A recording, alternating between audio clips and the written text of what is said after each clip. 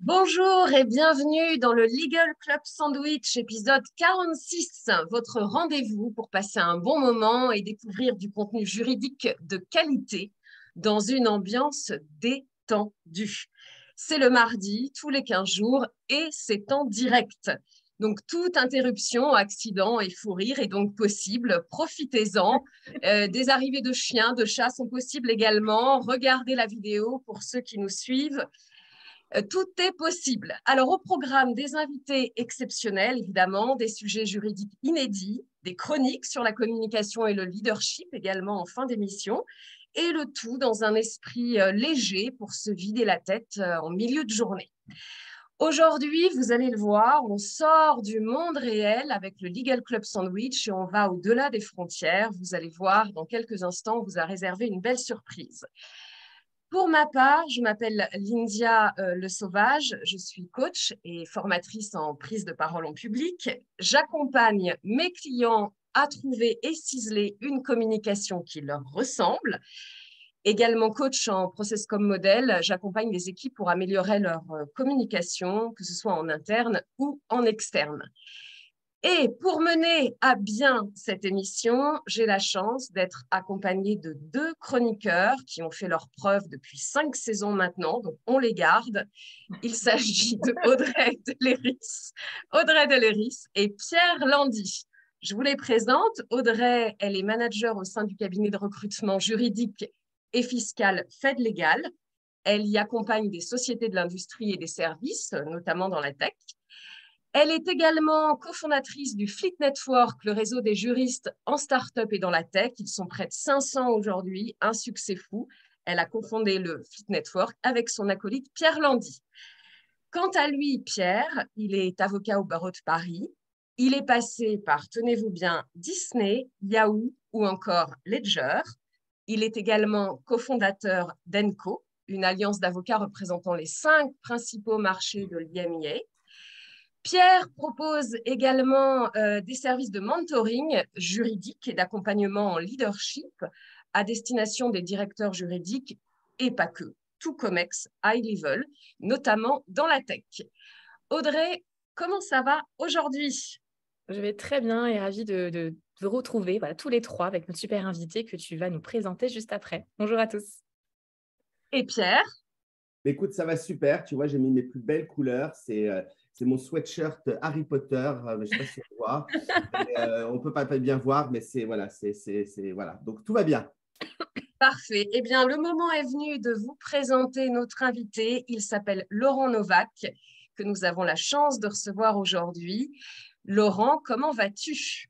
Je vais très bien, merci beaucoup Lyndia. Et je suis ravi d'être ici aujourd'hui pour parler de ce sujet trépidant que sont les NFT et les métavers. Un sujet trépidant, notamment avec un titre prometteur, Laurent, puisque les NFT, pourquoi ça nous fout les jetons? Donc, Laurent, est-ce que tu peux nous en dire un peu plus déjà sur toi? Jeu de mots calembour, vous l'aurez remarqué. Le métavers, ça nous fout les jetons. Tada! Pardon. Je rentre dans ma caverne, j'arrête. Voilà, Laurent, c'est à toi. Qui es-tu, Merci. Laurent? On veut tout savoir. Tout, alors je ne sais pas si je vous dirai tout, mais ce que je peux vous dire, donc, c'est que je suis associé du cabinet de conseil en propriété industrielle Placero IP, donc, qui est un des leaders français et européens de la propriété intellectuelle. Donc, je suis moi-même conseil en propriété industrielle français, mandataire européen, et je suis dans mon cabinet à la tête du pôle sport and entertainment. Donc, j'ai la chance de travailler avec de grands noms du sport, qu'il s'agisse de clubs de foot, de rugby, des ligues professionnelles ou des comités d'organisation de grands événements sportifs à venir. En pratique, mon métier, c'est d'accompagner mes clients dans l'acquisition, la valorisation, la défense de leurs actifs de propriété intellectuelle. Donc, en pratique, je vais les accompagner sur la définition des stratégies de protection, où, quand, comment se protéger, accompagnement contractuel, rédaction de contrats de licence, par exemple, et puis dans la surveillance de leurs actifs de propriété intellectuelle. Donc, ça peut être l'introduction d'actions administratives, judiciaires, ça peut être des surveillances douanières pour vérifier ce qui arrive sur le territoire de l'Union européenne, ou bien des surveillances en ligne, donc sur les marketplaces, les réseaux sociaux, et depuis quelques temps, sur les plateformes de vente de NFT et les métavers. Très bien, merci beaucoup Laurent. Alors, quel message souhaites-tu faire passer à nos invités? Alors, je n'ai pas un message, mais j'en ai deux. Le premier, c'est faites un audit de vos portefeuilles de droits pour vous assurer que la protection dont vous disposez aujourd'hui vous permet de commercialiser vos produits et vos services dans les métavers. Et le deuxième message, c'est assurez-vous que la protection dont vous disposez vous permet de lutter efficacement contre la contrefaçon sur les plateformes de vente de NFT et dans les métavers. Sujet brûlant, effectivement. Alors, on va peut-être démarrer aussi par une question toute simple. Est-ce que tu peux nous dire, en fait, qu'est-ce que c'est que les métavers et les NFT? Alors, les métavers, un peu comme tout le monde, ça a fait son apparition réellement il y a à peu près un an, hein, quand Mark Zuckerberg annonce le changement de nom de Facebook en Meta. Donc là, tout d'un coup, tous les jours, des articles sur les métavers. Donc les métavers, qu'est-ce que c'est? Ce sont des univers en 3 dimensions, immersifs, en réalité virtuelle, auxquels on accède grâce à un casque de réalité virtuelle. On parle des métavers parce qu'il n'y en a pas qu'un, mais il y en a autant qu'il y a de plateformes. On pense à Roblox, Decentraland, The Sandbox. Et c'est un peu la suite, la continuité de l'Internet 2.0, ce qu'on appelle le Web 3, et donc qui va permettre de nouvelles expériences avec les consommateurs, de nouvelles façons d'interagir. Voilà. Donc le concept est pas nouveau, hein. C'est vrai qu'il y a une dizaine d'années, il y a un jeu qui avait fait son apparition qui s'appelle Second Life, qui permettait déjà d'évoluer avec un avatar dans un monde en 3 dimensions. Et d'ailleurs, les marques s'étaient intéressées à l'époque, mais je pense que le marché n'était pas forcément assez mature à cette époque, et donc ça n'a pas vraiment marché. Mais entre-temps, il y a 2 phénomènes qui sont apparus. Il y a eu un essor du gaming, et puis il y a l'apparition de la technologie de la blockchain qui change un petit peu tout. Voilà. Donc, je ne sais pas si vous voulez que je rentre directement dans le vif du sujet. Et qu'est-ce que la blockchain? Allons-y, Par allons-y. exemple. Donc, la blockchain, c'est une technologie de stockage et de transmission d'informations qui est décentralisée. Donc, en gros, ce sont des lignes de code, hein, qui sont contrôlées par les utilisateurs eux-mêmes et qui permettent donc du coup d'assurer une traçabilité quasi totale de ce qui se passe dans ces blockchains, dans ces chaînes de blocs, et notamment donc de s'assurer que les transactions sont bien répertoriées. On a un historique parfait, en fait, grâce à cette technologie de la blockchain. Et donc, dans ces blockchains, on peut créer donc des jetons qui sont dits non fongibles et qui fonctionnent comme des certificats d'authenticité numérique. Tu auras un exemple à nous donner, du coup, peut-être pour que les auditeurs comprennent bien par rapport aux jetons et ces choses assez non fongibles? Alors, le jeton en soi, c'est juste en fait donc du coup un nœud dans la blockchain. C'est vrai que alors, si on va sur une plateforme de vente de NFT, on peut acheter donc ces jetons. En fait, l'œuvre ou le fichier auquel est rattaché le NFT n'est pas le NFT en lui-même, c'est-à-dire que c'est un fichier qui est stocké sur un serveur à part, et donc le NFT va être le jeton va être juste l'élément qui permet de se rattacher à ce fichier qui est stocké sur un serveur externe. Donc, alors, on peut penser par exemple à un jeu comme Sorare, cette licorne française qui a levé plus de 600 millions d'euros l'année dernière, qui donc, c'est un espèce de Panini 3.0, hein, donc avec des cartes de joueurs, avec des statistiques, des éléments qui permettent en fait de jouer à un jeu grâce à ces jetons. Et donc, la plateforme Sorare va émettre donc selon différents types de jetons, des jetons gold donc qui vont être édités à 10 exemplaires par exemple, des jetons silver qui vont être édités à un nombre un peu plus important, peut-être 100 exemplaires, ou des jetons bronze qui vont être édités à 1000, 2000, 10 000 exemplaires, et donc en fonction de leur rareté, eh bien dépend leur valeur. Et aujourd'hui, il y a des cartes qui s'échangent donc au format NFT à des prix absolument incroyables. On parle de 80, 90 000 euros pour juste une carte qui, à l'époque où on était gamin, c'était des cartes Panini qu'on collait sur des albums. Donc voilà. D'ailleurs, Kylian Mbappé a investi dans Sorare et en est devenu l'égérie. C'est dire si voilà, certains joueurs de foot croient en l'avenir de ce nouveau modèle. Et c'est vrai que c'est assez excitant. On est très loin de la carte Panini, effectivement, qu'on s'échangeait à la récréation, surtout au prix où elles sont vendues, là, les cartes. Tout à fait.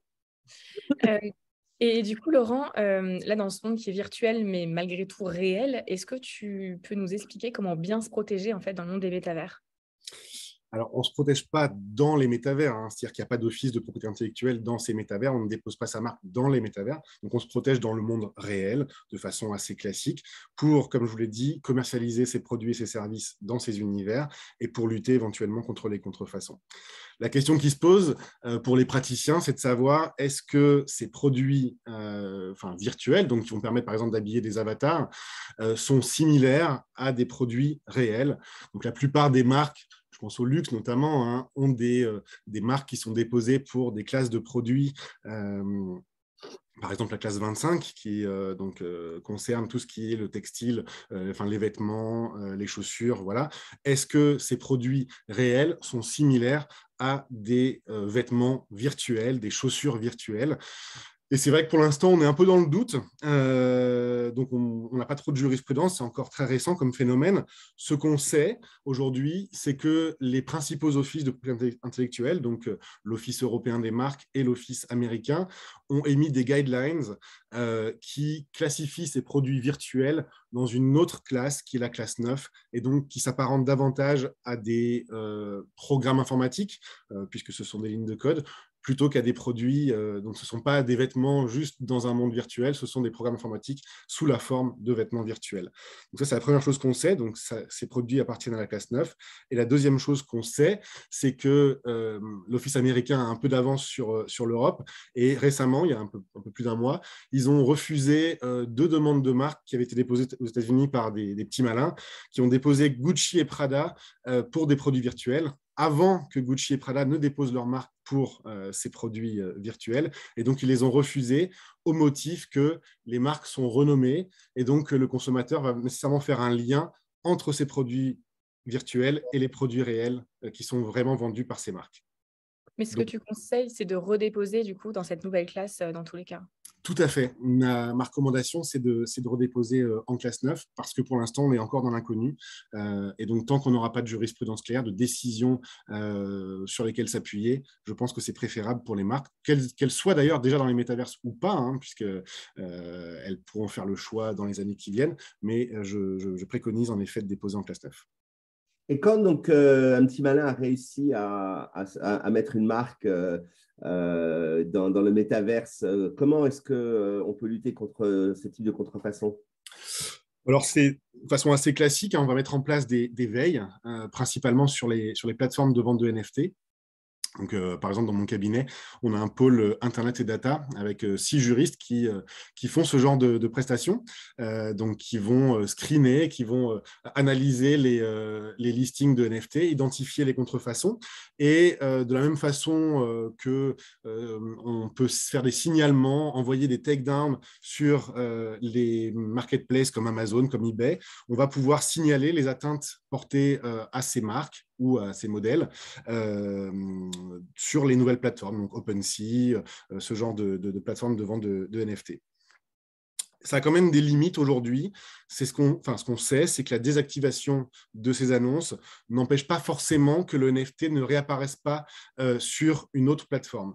Donc ça, c'est une vraie difficulté qu'on a parce que le principe même du NFT, c'est qu'il est immuable, c'est qu'il est inscrit dans cette blockchain et donc on ne peut pas vraiment le détruire. Alors, il y a un aléa, on sait qu'on peut brûler ces NFT, c'est-à-dire les rendre quasi inaccessibles, mais ça reste quand même en pratique assez compliqué. Ça, c'est la première limite. Et la deuxième limite, c'est que bien qu'on puisse faire le ménage sur ces plateformes de vente de NFT, on a un vrai souci qui est la pseudonymisation. En fait, le fait que dans la blockchain, dans ces mondes virtuels, les gens évoluent sous des pseudonymes. Et donc, on a des grandes difficultés à identifier qui est vraiment derrière. Voilà. Donc ça va être un des enjeux pour les juristes que nous sommes à l'avenir. Et du coup, OK, ça, on a parlé contrefaçon. Et au niveau de l'activité contractuelle, on parle souvent de smart contract, de ce genre de choses dans cet univers. Est-ce que déjà tu peux expliquer pour les auditeurs ce que c'est qu'un smart contract? Et puis, est-ce qu'on en trouve beaucoup dans cet univers? Bien sûr. Alors, en fait, à chaque NFT, justement, est attaché un smart contract qui est vraiment un faux ami parce que c'est tout sauf un contrat, en tout cas juridiquement parlant. Ces smart contracts, en fait, ils sont générés automatiquement par les plateformes qui les commercialisent. Mais en fait, ce qu'on va trouver dans ce smart contract, ça va être le nom du jeton, la description du contenu ou du fichier qui est attaché, le lien vers le fichier, donc comme je vous l'ai expliqué, qui est stocké à l'extérieur de la blockchain, et les conditions d'utilisation, ce qu'on appelle un protocole, c'est un peu technique, mais IFTTT, donc If This Then That, c'est-à-dire que par exemple, si le NFT est vendu, alors il peut entraîner la rémunération de l'auteur à hauteur de X% du prix de la transaction. Et donc, ce qui veut dire qu'à chaque fois que le NFT va être vendu sur une plateforme, l'auteur va toucher une rémunération proportionnelle au montant de la transaction. Donc ça, c'est ce que prévoit le smart contract, mais la réalité, c'est qu'il faudrait que chacune de ces transactions soit accompagnée soit d'un contrat de licence, soit d'un contrat de cession, parce qu'en réalité, aujourd'hui, quand on achète un NFT, on ne sait pas vraiment ce qu'on achète. Donc, ça va être une des choses que nous, juristes, allons devoir vérifier, c'est quel contrat peut être attaché. Est-ce qu'on peut demander à ce qu'un contrat de cession ou de licence soit attaché au NFT et qui permettra donc de définir plus précisément ce qu'on peut faire de ce NFT. Est-ce que ça répond à ta question, Pierre? Absolument, absolument. Et vas-y, Lindia. Oui, il me semble que tu pouvais peut-être nous parler d'une affaire en cours, Laurent. Alors, je pense que tu fais référence, il y a plusieurs affaires en cours, mais qui malheureusement sont toujours en cours. Donc, encore une fois, on n'a pas de décision définitive. Tout ça est très récent. On est un peu dans l'expectative. Mais en effet, il y a un cas assez connu, qui a été largement commenté dans la presse, qui est le cas Hermès, donc ce qu'on appelle l'affaire des Meta Birkin. Donc, pour reprendre l'historique de l'affaire, il y a à peu près un an, un artiste qui s'appelle Mason Rothschild crée un NFT qui reprend le sac iconique d'Hermès, le Birkin, et donc qu'il appelle le Baby Birkin. C'est un Birkin transparent avec un espèce de fœtus à l'intérieur. Je vous laisse apprécier la beauté de cette œuvre. Mais la réalité, c'est que ce NFT s'est vendu à des prix complètement incroyables, puisqu'il a été vendu une première fois à 23 000 $, puis revendu à 47 000 $. Et ça a donné l'idée à cet artiste de créer une ligne de 100 NFT, donc toujours sur le principe de la reproduction du Birkin d'Hermès, qui va appeler les Meta Birkin. Et donc, il a réservé un nom de domaine sur lequel il présente ses œuvres, ses créations. Il a créé des comptes de réseaux sociaux pour faire la promotion de cette activité et il a utilisé tout un tas de slogans comme Not Your Mother's Birkin, donc bien faire comprendre que ce n'est pas le Birkin de maman, mais c'est le Birkin pour les jeunes peut-être. Donc bien sûr, ça n'a pas plu à Hermès qui l'a mis en demeure de cesser la commercialisation de ces Meta Birkin. Du coup, il s'est contenté d'ajouter un petit disclaimer. Nous ne sommes pas affiliés, endorsed by Hermès, mais ça ne l'a pas empêché de continuer la commercialisation. Et en quelques semaines, les ventes ont quand même atteint plus d'1 million de dollars. Donc, voilà, Hermès a décidé d'engager une action aux États-Unis en janvier 2022. Voilà, l'affaire est toujours en cours, mais c'est un cas qu'on suit de près parce qu'il va permettre justement de savoir si les produits virtuels et les produits réels doivent être considérés comme des produits similaires ou pas. Donc voilà, même si c'est aux États-Unis et pas en Europe, en tout cas, on pourra certainement s'en inspirer. Et là, tu nous parles du coup des métavers. Aujourd'hui, tu nous as dit qu'il y avait bien plusieurs métavers en plus. Il n'y a pas un seul métavers. Donc, ça, c'est aujourd'hui, on comprend que c'est un petit peu compliqué, en pleine construction et rien n'est clair. Et c'est d'autant plus intéressant d'en parler maintenant. Est-ce que tu as une idée de ce que ce sera les métavers, ce que seront du coup les métavers demain, notamment d'un point de vue juridique?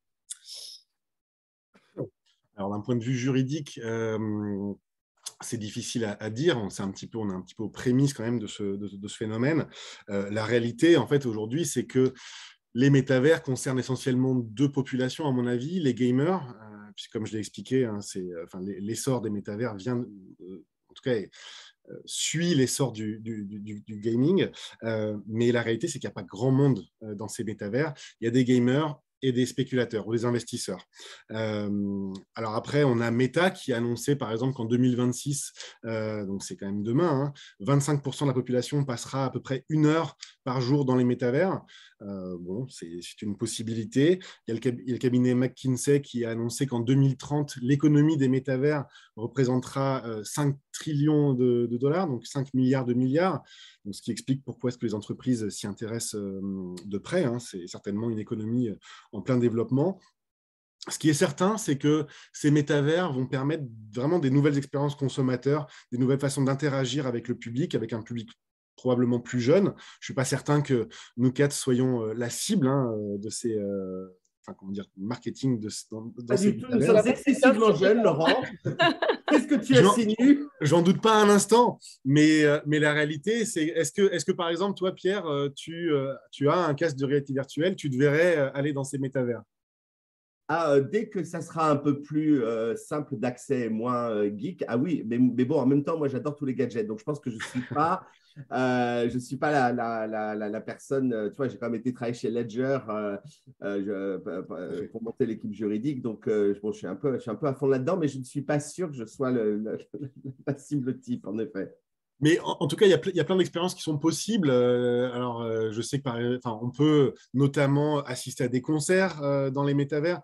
On en avait parlé ensemble. Il me semblait que Bruce Springsteen avait prévu de le faire, mais en fait, c'est un peu moins rock'n'roll. Mais ce que j'ai lu, c'est que Justin Bieber et Ariana Grande sont produits dans les métavers avec un public important. On parle de plus de 50 millions de personnes qui ont assisté. On peut visiter des musées, par exemple le musée de l'Ermitage à Saint-Pétersbourg, qu'on ne pourra probablement pas visiter avant quelques temps, permettent de visiter ces galeries dans un métavers. Il y a des marques de luxe qui s'y intéressent de près. Je pense notamment à Vuitton. C'est intéressant, le cas Vuitton, parce qu'ils sont partenaires historiques d'un jeu extrêmement connu qui s'appelle League of Legends. Et donc, ils ont développé à la fois une collection de skins. Donc, les skins, ce sont ces vêtements virtuels qu'on peut adapter sur... Vous avez dit qu'il y avait parfois des petits accidents. Les aléas Voilà. du direct. Donc, ces skins avec lesquels on peut habiller son avatar dans les métavers. Ils ont développé une collection dans le monde réel inspirée du jeu League of Legends qui s'est arraché à prix d'or. Et puis, ils ont développé leur propre univers avec un jeu qui s'appelle Louis the Game, je crois, qui permet en fait de suivre un personnage, une mascotte qui s'appelle Vivienne et qui permet de découvrir l'histoire de la marque et d'accéder à des œuvres d'art. En fait, il y a une galerie d'œuvres d'art au format NFT qu'on peut acheter. Voilà, donc c'est un exemple assez intéressant. Il y a des marques qui proposent également des interactions monde réel, monde virtuel. C'est-à-dire qu'en achetant un NFT dans le métavers, on peut par exemple accéder à la Fashion Week, à un défilé donc dans la Fashion Week dans le monde réel. Et inversement, si on assiste à un défilé dans le monde réel, peut-être qu'on peut bénéficier d'une promotion pour acheter un NFT dans le monde virtuel. Enfin, voilà, les possibilités sont multiples et infinies. Et alors, du coup, j'ai une question. Tu parlais des juristes qui font de la veille dans ton cabinet, justement, oui, pour regarder un peu tout ce qui se passe. Ils ont les casques de réalité virtuelle. Comment ça se passe? Alors, certains en ont, parce que je dois reconnaître que pour comprendre le fonctionnement des NFT, de la blockchain, des métavers, il faut avoir un petit côté geek. Et donc, certains, en effet, sont des gamers. Donc, oui, ils ont des casques de réalité virtuelle. Pour faire cette veille anti-contrefaçon, ce n'est pas indispensable. C'est-à-dire qu'aujourd'hui, on peut la faire avec des outils en 2 dimensions de façon très traditionnelle. Tu veux dire, par exemple, nous, là, si on veut voir le Meta Birkin, on peut le voir ou c'est impossible? Alors, c'est une bonne question. Je pense que la plateforme sur laquelle c'est ça qui était vendu, donc qui était OpenSea, a désactivé les annonces. Mais j'ai lu quelque part qu'ils étaient réapparus sur une autre plateforme qui s'appelle Rarible, donc qui est une autre plateforme de vente de NFT. En tout cas, si tu veux les voir, tu peux les voir sur Google. Ils sont visibles. Mais tu peux faire le test en fait en allant sur une plateforme comme OpenSea, taper le nom d'une marque ou autre, voilà, et tu verras tout de suite le nombre de NFT qui apparaissent avec cette marque. Certains sont legit, sont authentiques, et puis d'autres ne le sont pas. Ouais, c'est intéressant. C'est là qu'on va faire désactiver. Ouais. Pour voilà, que ça devienne un peu concret, on a besoin de voir en fait, pour comprendre. Oui, tout à fait, mais il ne faut pas hésiter en fait, à aller faire un tour. Tu vas sur OpenSea.io, tu verras qu'il y a plein de catégories. Et c'est assez amusant, en fait, on peut suivre du coup, quand tu cliques sur le NFT, tu peux voir l'historique des transactions, donc voir à quel prix ça a été mis sur le marché, depuis quand est-ce que ça a été mis en vente. Tu peux justement accéder à ce smart contract qui, pour le commun des mortels, hein, est assez difficile à lire. Ce sont des codes, mais pour quelqu'un d'averti, qui pourra voir exactement ce que je vous ai dit, donc le nom du jeton, la description, et tout ce qui sont, enfin, toutes les informations qui sont relatives aux jetons qu'on consulte. Ok. On n'oublie pas qu'on garde les questions pour nos auditeurs. Si vous avez des questions, Laurent se fera un plaisir d'y répondre en fin d'émission, après les chroniques. Audrey, Pierre, peut-être que vous avez une question une dernière question pour Laurent avant que je passe la main sur les chroniques. J'en ai une, Laurent. Est-ce que tu as un conseil à ceux qui ne sont pas du tout familiers de cet univers? Donc, je pense aux marques, justement. Est-ce que tu as un conseil que tu donnes souvent à tes clients que tu pourrais partager à nos auditeurs aujourd'hui? Tu veux dire si ces marques souhaitent savoir si elles sont contrefaites dans les métavers, ce genre de choses? Venez nous voir, évidemment. On a aujourd'hui des outils très efficaces qui permettent de lutter contre la contrefaçon. Je pense que dans tous les cas, et comme je l'ai dit en introduction, la première chose à faire, c'est de faire un audit de ses portefeuilles, donc de savoir faire un état un petit peu de sa protection, même si on ne s'y intéresse pas aujourd'hui, vu les projections, vu les développements annoncés par les marketeurs, c'est probablement intéressant de le faire. Donc n'hésitez pas à venir nous consulter, on sera ravis de vous aider. Merci, Laurent. Merci beaucoup, Laurent. J'insiste encore, mais c'est un monde tellement complexe, en fait, tout ce que tu nous décris. N'hésitez pas à poser des questions. Voilà, toute question sera intéressante à Laurent et il y répondra en fin d'émission. Et ce que je vous propose maintenant, c'est d'entendre, Pierre va nous lancer le jingle, ce sera la chronique d'Audrey. Merci beaucoup, Laurent. Get the fever.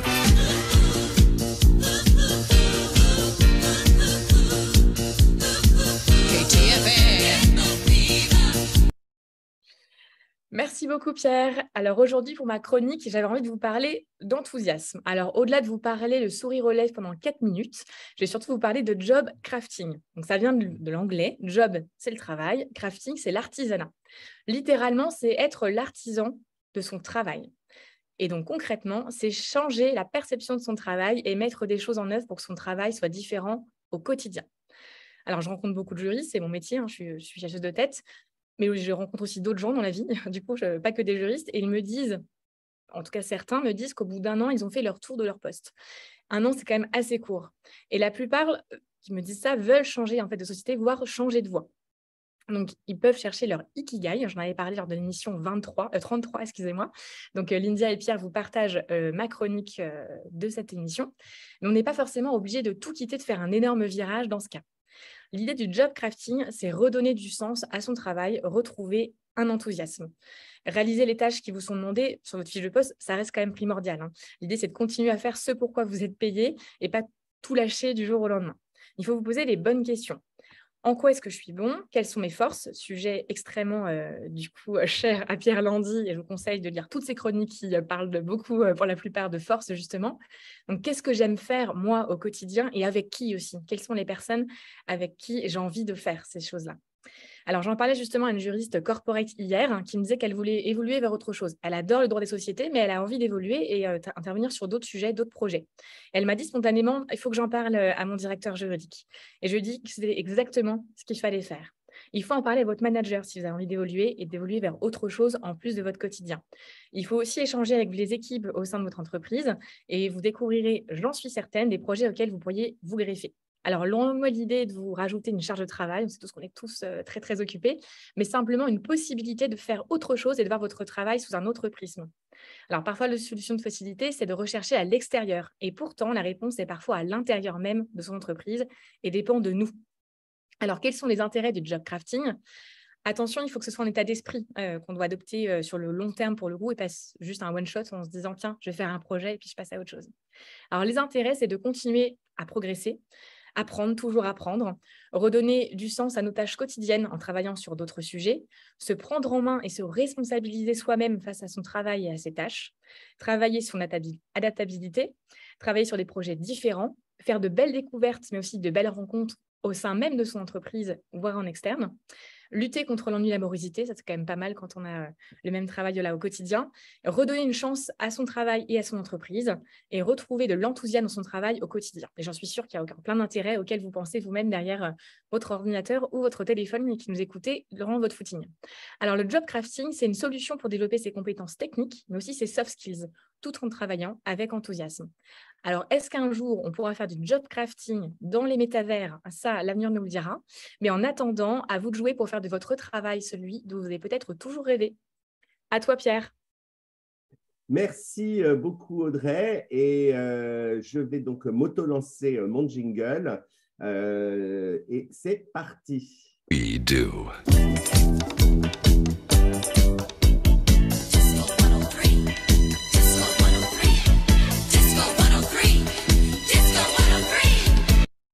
Je rigole tout seul parce que je viens de me mettre un chrono parce que je me fais martyriser par les femmes qui sont mes co-animatrices dans cette émission. Et il paraît que la dernière fois, pour ceux qui étaient là, j'étais trop long. Alors, je me mets un chrono. Alors, aujourd'hui, je vais vous parler des trusting teams, c'est-à-dire les équipes qui vous font confiance. En fait, j'ai toujours été fasciné par la notion de contrôle. Notamment parce que je suis moi-même ce qui s'appelle un contrôle freak, et j'en ai déjà parlé plusieurs fois dans l'émission. Et en fait, ce qui se passe, c'est que lorsque nous avons le sentiment de ne pas avoir le contrôle, eh bien, cela augmente énormément notre stress. Et il y a une croyance qui fait que plus on monte dans une entreprise, plus on grimpe les échelons, plus eh bien, on finit par avoir le syndrome des cadres. C'est-à-dire, voilà, il faut garder le contrôle et il y a plus de choses à faire et on n'a plus le contrôle et ça stresse. Alors, en fait, moi, je vais vous dire, à mon sens, le syndrome du stress des cadres n'existait pas. C'est un fantasme. En fait, ceux qui sont dans les rangs inférieurs, ce sont eux les plus stressés. Et cela a à voir justement avec le manque de contrôle qu'ils ont. Quelqu'un qui vous dit toujours ce que vous devez faire, qui vous reprend quand vous faites quelque chose de mal, qui vous dit ce que vous devez faire à longueur de journée, ça crée du stress. Parce que là, clairement, vous perdez le contrôle. Alors, ma recommandation, eh bien, en tant que leader, c'est que vous redonniez un sentiment de contrôle à vos équipes. Et cela va les impacter énormément. Donc, c'est compliqué à faire hein, parce que nous aimons tous le contrôle. D'ailleurs, quand on rentre dans un ascenseur et qu'on appuie sur « fermer la porte », le bouton « fermer la porte », quel sentiment quand la porte se ferme tout de suite. C'est magique, on a le contrôle sur ce fichu ascenseur. Et quelle frustration lorsqu'on appuie sur le bouton « fermer la porte » et que la porte ne se ferme pas et qu'on appuie dessus. Eh bien donc, l'importance, une fois qu'on a compris que tout le monde aime le contrôle, eh bien, l'idée, c'est que lorsque nous faisons confiance aux gens, nous devons les responsabiliser. Et donc, pour toute personne qui est en position de leadership, eh bien, faire confiance est l'un des risques qu'elle doit prendre, même avec une équipe qu'elle a héritée ou qu'elle ne connaît pas. Et donc, les leaders doivent démontrer à leurs équipes qu'ils valent la peine et ce n'est pas l'inverse. Et donc, les leaders doivent accorder leur confiance et obtenir la confiance de leur équipe en retour. Et donc, un bon truc, c'est de dire à vos équipes, eh bien, il n'y a rien que vous puissiez rater, échouer, que nous ne pouvons corriger ensemble. Et donc, comment est-ce que vous pouvez créer ce sentiment de cet environnement de confiance dans lequel votre équipe va être capable de donner le meilleur d'elle-même? Eh bien, c'est une équipe qui va se sentir capable de revenir vers vous en disant « j'ai fait une erreur » ou alors « j'ai peur » ou « j'ai besoin d'aide » sans crainte de représailles. Et si vous avez une équipe où la confiance ne règne pas, eh bien, votre équipe cachera ses erreurs de peur d'être punie et donc ne prendra pas d'initiative et donc bien, ne fera pas grandir sa confiance. Donc, vous avez compris, l'équipe doit avoir confiance en vous. Sinon, votre organisation finira par échouer parce que tout va remonter à vous et vous devrez prendre toutes les responsabilités. Et là, clairement, le stress va arriver. Et donc, voilà, ce que je veux aussi dire, c'est ça ne se fait pas du jour au lendemain. Hein. Certains vont réagir rapidement, d'autres prendront plus de temps. Donc, il n'y a pas 5 choses magiques que je peux vous dire à faire pour que les équipes aient confiance. Le leadership, c'est un style de vie et vous devez continuer à le faire. Vous devez continuer à donner du temps, de la liberté à vos équipes. Et si vous atteignez cet objectif de faire confiance à vos équipes, eh bien, vous aurez des équipes qui seront ouvertes à la vulnérabilité vis-à-vis des autres membres du groupe, qui demanderont un retour d'information lorsqu'elles en ont besoin, qui se sentiront également libres de vous donner du feedback. Ce sont des équipes qui n'essaieront pas de cacher leurs erreurs ou leurs craintes. Ce sont des équipes qui apprécieront passer du temps ensemble, qui s'excuseront mutuellement lorsqu'elles disent quelque chose d'inapproprié à un autre membre de l'équipe. Bref, qui seront des self-managing teams et qui feront que vous, le leader, serez bien plus détendu. Voilà. 4 minutes 16, bam! Formidable, formidable, Pierre. On est très, très fiers de toi. Tu vois, au bout de la saison 5, Audrey, hein, c'est ça, on va y arriver. 46 épisodes. Comprendre au bout de la saison 5.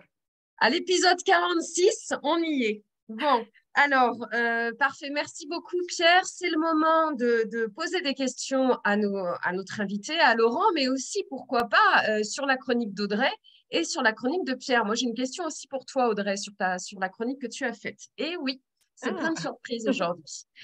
Alors, une première question pour Laurent et Audrey, je te laisse la main.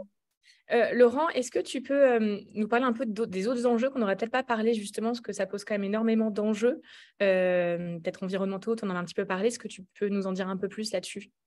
Tout à fait. Merci de me poser cette question très intéressante. En effet, l'un des premiers enjeux, c'est un enjeu environnemental. Ce qu'on sait, c'est que le fonctionnement de la blockchain est extrêmement énergivore, puisqu'en fait, du coup, on a des milliers d'opérateurs qui vérifient chaque opération. Donc, on a des fermes aujourd'hui qui permettent de minter, donc de créer ces NFT, de vérifier les historiques de la blockchain. Et ça nécessite énormément d'ordinateurs, donc il y a un véritable enjeu environnemental, c'est certain, et qui va nécessiter probablement que les acteurs de la blockchain, enfin juste pour donner un chiffre, on dit que la blockchain du Bitcoin émet autant de gaz à effet de serre qu'un pays comme la Suède. Donc, c'est pour vous. Enfin, ça montre bien qu'il y a un véritable enjeu derrière. Et donc, ce qui va nécessiter que les acteurs de la blockchain modifient probablement ce qu'on appelle la méthode de consensus, en fait, le moyen qu'ils ont de vérifier chaque transaction dans la blockchain et donc de passer à quelque chose d'un peu plus simple, probablement, et moins énergivore. Mais en tout cas, c'est un enjeu. Et par exemple, Ethereum, qui est une des principales blockchains existantes, a annoncé donc du coup qu'en changeant cette méthode de consensus, ils pouvaient espérer réduire de 90% leurs émissions. Donc, c'est pas neutre. Et puis, il y a deux autres enjeux, à mon avis. Le premier, c'est l'interopérabilité. C'est-à-dire qu'aujourd'hui, quand on achète un NFT dans une blockchain, il n'est pas forcément possible de l'utiliser dans une autre blockchain. Donc, ce qui veut dire que si on achète un NFT sur une plateforme, une skin, par exemple, donc un vêtement virtuel, qu'on voudrait du coup pouvoir utiliser sur un autre jeu auquel on joue, c'est aujourd'hui compliqué techniquement. Donc ça, c'est un des enjeux également. Et le dernier, je l'ai évoqué tout à l'heure, c'est tout ce les problèmes liés à l'anonymisation, en fait, et donc à l'identification des personnes qui sont derrière les wallets. Donc, les wallets, ce sont ces portefeuilles de cryptoactifs qu'on peut créer avec un pseudonyme aujourd'hui. Et donc, demain, il y a un enjeu qui sera de pouvoir identifier avec beaucoup plus de facilité les personnes qui sont réellement attachées à ces wallets. Merci. Ah, Lindia, on ne t'entend plus. Je ne sais pas si tu as… Ah non. Ah, ça y est, c'est bon, là, voilà. Je peux poser une question, Pierre, ou tu… Non, c'est bon. Oui, non, vas-y. Alors, moi, j'avais aussi une autre question, Laurent, pour toi. Geek et juriste, est-ce que ce n'est pas un métier de demain dans le monde du légal?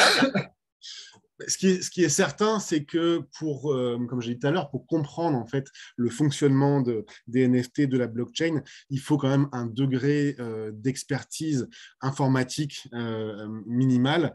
Et la réalité, c'est que la plupart des juristes, on peut s'y intéresser, mais on n'a pas cette compétence. Donc demain, il est certain qu'on aura besoin de profils hybrides, on va dire, mi-gamer, mi-geek, mi-juriste, qui pourront nous aider à mettre les mains dans le cambouis pour aller traquer les contrefacteurs, remonter des filières voilà, dans ces univers. C'est certain que c'est une compétence qu'on cherchera demain.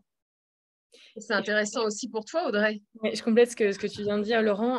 Alors, pour des sociétés plus traditionnelles, très industrielles, par exemple, avec lesquelles je travaille, c'est un peu moins vrai, mais pour tout ce qui est tech, justement, alors on ne me demande pas forcément quelqu'un qui sait faire du code et développer, mais il est vrai que c'est en tout cas très apprécié quand les candidats ont cette compétence-là, justement. Dans la tech, pour qu'il y ait vraiment un mindset très particulier, c'est très apprécié des fondateurs pour créer une fonction, par exemple, directeur juridique ou même de juriste.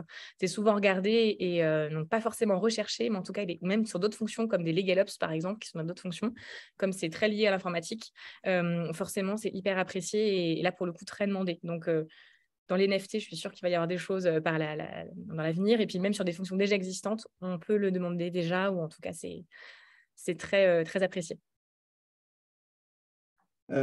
Charline, tout à l'heure, tu as posé une question auquel on n'était pas trop sûr d'avoir la réponse, mais Laurent propose d'y réfléchir et de te répondre en direct. Donc, il t'écrira directement. Je vais voir si on trouve ton mail ou sinon, le mieux, c'est que tu renvoies ta question directement sur le mail de Laurent que je vais mettre dans le chat un instant. Voilà. Lyndia, tu avais une question pour Audrey, je crois. Oui, j'ai une question pour toi, Audrey. Alors, je découvre ta chronique. Là, pour le coup, c'est la surprise. On n'est jamais au courant des chroniques et c'est bien parce qu'on aime bien aussi, nous, en tant que chroniqueurs, avoir des surprises. Je me disais que tu étais un bel exemple. Alors, ce n'est pas pour te faire des compliments, Audrey, c'est juste pour rebondir sur cette chronique, mais aussi d'ailleurs. Mais tu étais un bel exemple parce qu'en tant que chasseuse de tête, en fait, aujourd'hui, tu fais plein d'autres choses à côté. Tu as créé le Fleet Network, tu fais une émission. C'est ça, en fait, dont tu veux parler. Oui, merci Lyndia. Du coup, ce n'était pas prévu parce que j'essayais, vous ne le savez pas, de soudoyer Lyndia dans le chat qu'on a dans le chat entre nous, tous les quatre, pour essayer d'avoir la question pour ne pas être mise en difficulté. Lyndia ne me l'a pas dit, donc merci. Oui, c'est vrai. En fait, l'idée, c'est vraiment quand on aime, en tout cas, c'est un conseil que j'essaie de moi de donner aussi. Et oui, mon métier reste chasseuse de tête et c'est pour ça que je suis payée, que mes clients me mandatent. Mais il est vrai que c'est toujours intéressant de se dire comment est-ce qu'on peut faire son travail différemment en apportant d'autres choses. Et il est vrai que, ça je le dis avec toute transparence, moi j'ai fait du droit à la base pour être journaliste. Et il se trouve que là, je me retrouve à interviewer des invités formidables comme Laurent aujourd'hui, à faire des podcasts aussi, à co-chroniquer, je ne sais pas si ce mot existe en tout cas, mais des émissions comme on le fait aujourd'hui. Et moi, c'est ce qui m'éclate vraiment au quotidien et je pense que ça permet de faire encore mieux son métier. Et je pense que des juristes et d'autres personnes peuvent trouver au sein même de l'entreprise, de leur entreprise, une façon différente de faire leur métier. Il ne s'agit pas de tout lâcher, hein. On garde son activité principale, mais c'est juste de le faire différemment, de redonner du sens. Et ça, c'est vraiment important parce qu'on a beaucoup de personnes qui veulent quitter leur entreprise très rapidement parce qu'ils ne s'y retrouvent plus.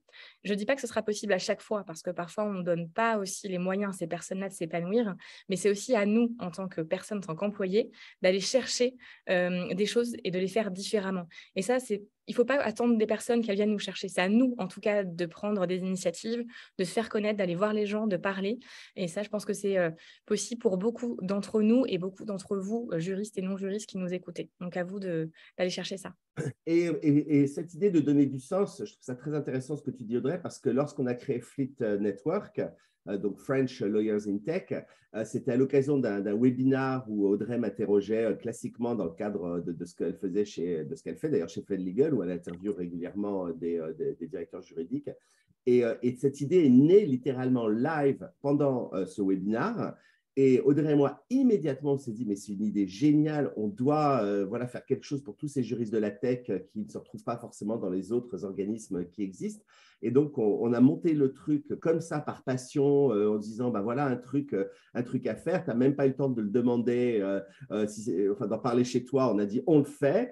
On a monté le truc. On a monté ça, je crois, le premier petit déjeuner 3 semaines après le webinaire. On était 33 et là, on atteint 500 membres du French Lawyers in Tech, c'est-à-dire de juristes, hein, pas d'avocats, mais uniquement des juristes qui se retrouvent comme ça à l'occasion de petits déjeuners sur une chaîne Slack, etc. Et c'est né d'une idée, d'un enthousiasme, d'une volonté de faire des choses qui finalement n'étaient ni prévues dans mon projet, moi, d'être executive mentor à mon compte, ni dans ton job classique. Et voilà, il faut suivre ses idées, il faut proposer des choses et je suis à 150% d'accord avec toi, Audrey, et d'ailleurs, tu l'as appliqué à toi. Donc, voilà, c'est ça que je voulais mettre en avant et c'est toujours la communication dans ces cas-là. Voilà, encore une fois, la clé, c'est-à-dire faire part de son enthousiasme, faire part de ses nouvelles idées, échanger ensemble et tout ça. Et oui, on peut se surprendre soi-même de choses qu'on n'aurait pas imaginé faire. Alors, merci beaucoup. Laurent, est-ce que tu as un petit mot à ajouter pour terminer, pour clôturer cette émission ? Eh bien, j'ai été ravi d'être parmi vous aujourd'hui. J'espère que mes réponses ont permis à nos auditeurs de mieux comprendre, mieux appréhender les NFT et les métavers. Bien évidemment, s'ils ont des questions, qu'ils n'hésitent pas à me les envoyer par la suite. J'y répondrai avec grand plaisir, et notamment Charline. J'ai vu que vous lui aviez répondu de me contacter en direct, donc ce sera avec grand plaisir. Et voilà. Merci à vous. Merci beaucoup, Laurent. Merci à Audrey. Merci à Pierre pour vos chroniques et votre enthousiasme débordant toujours. Et pour la prochaine émission qui aura lieu le 8 novembre, nous aurons le plaisir de recevoir Émilie Le Tocard qui nous parlera de communication non violente, CNV, pour ceux qui connaissent. Et c'est évidemment un sujet qui va plaire aux juristes et non-juristes. On en a tous besoin. Merci à tous pour cette émission. Très belle journée et à très bientôt pour de nouvelles aventures au Legal Club Sandwich. Merci. Bonne journée tout le monde. À bientôt. Au revoir, bonne journée.